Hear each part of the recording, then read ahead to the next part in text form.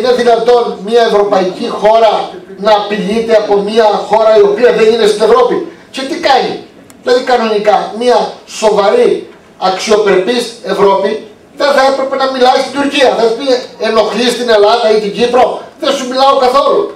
Δηλαδή δεν καταλαβαίνω πώς συζητάμε να προχωρούν άρθρα για την ολοκλήρωση της Τουρκίας για να μπει στην Ευρώπη τη στιγμή που απειλεί και την Κύπρο και την Ελλάδα. Γιατί δηλαδή η Ελλάδα θα υφίσταται μια πολιτική πίεση μεταξύ Γαλλίας, Γερμανίας, Αγγλίας, Ιταλίας για το ποια χώρα θα μας πιει με μεγαλύτερο καλαμάκι το αίμα, πουλώντας μας οπλικά συστήματα?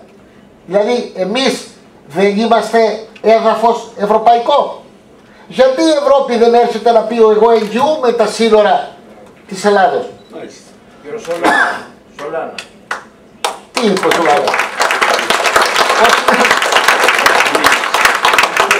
Δηλαδή έχουμε υπουργό άμυνας, υποτίθεται ένα σκιώδη υπουργό άμυνας, τον κύριο Σολάνα, ο οποίος ήταν πρώην γενικός γραμματέας του ΝΑΤΟ και περιδιαβαίνει και σοσιαλιστής.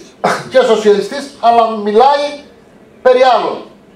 Άρα λοιπόν θα πρέπει να δούμε την Ευρώπη σαν κοινή μας πατρίδα. Δηλαδή θα πρέπει να είναι κοινό μέλλον, διότι μόνο έτσι θα γίνουμε μια ευτυχισμένη χώρα. Δεν μπορούμε δηλαδή να υποκλέπτουμε αξίες και να λέμε ψέματα στους λαούς, διότι μια μέρα θα την πληρώσουμε και μάλιστα πολύ ακριβά.